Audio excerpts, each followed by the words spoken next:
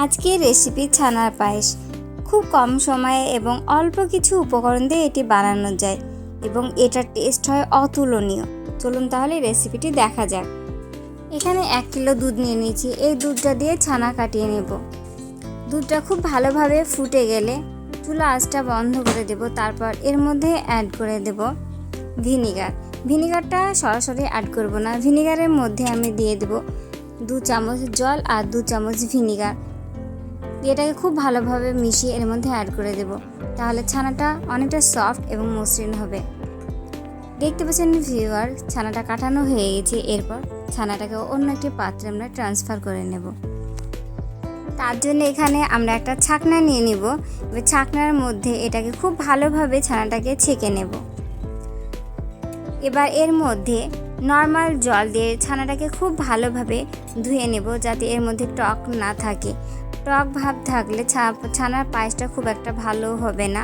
সেজন্য আমরা এটাকে খুব ভালোভাবে জল দিয়ে ধুয়ে নেব।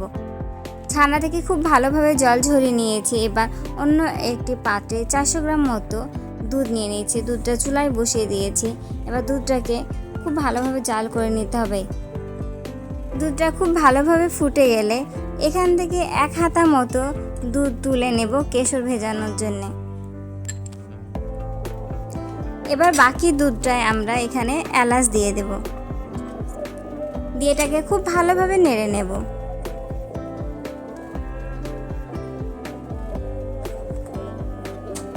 এবার গরম দুধের মধ্যে আমরা 18 থেকে 19টা সুতার মতো কেশর দিয়ে দেব।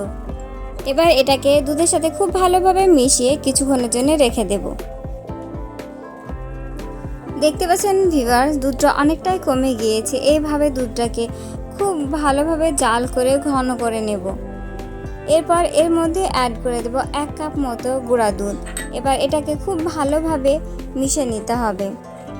গুঁড়ো দুধ দেওয়ার পর অনবরত নাড়তে থাকতে হবে, যাতে কোনো রকম দলা পেকে না যায়, দুধের সাথে খুব ভালোভাবে মিশে যায়।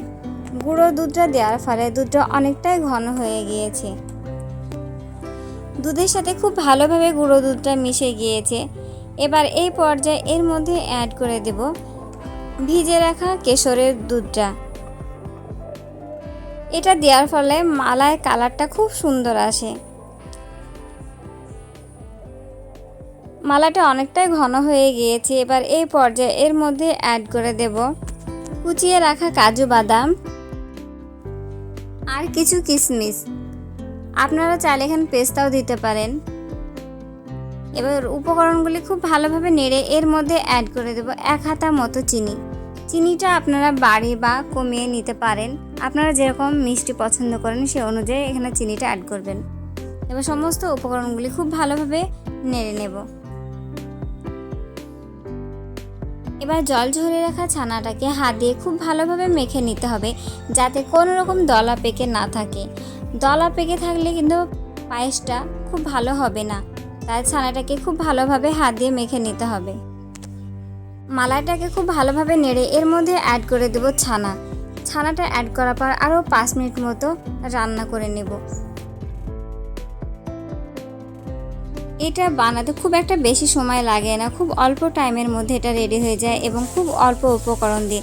এবং এটার টেস্ট এতটাই সুন্দর, এতটাই অতুলনীয় যে একবার খেলে মুখে লেগে যায়। পায়েসটা রেডি হয়ে গেছে। এবার চুলার আঁচটা বন্ধ করে দেব। দিয়ে ঠান্ডা হওয়ার জন্য 1 ঘন্টা মতো রেখে দেব। 1 ঘন্টা পর ফিরে এলাম। দেখতে পাচ্ছেন ভিউয়ার্স, পায়েসটা কতটা জমে গিয়েছে এবং কালারটা কত সুন্দর এসেছে। একবার হলো রেসিপিটি অবশ্যই বাড়িতে ট্রাই করবেন। সবাই ভালো থাকবেন, সুস্থ থাকবেন। Bye bye.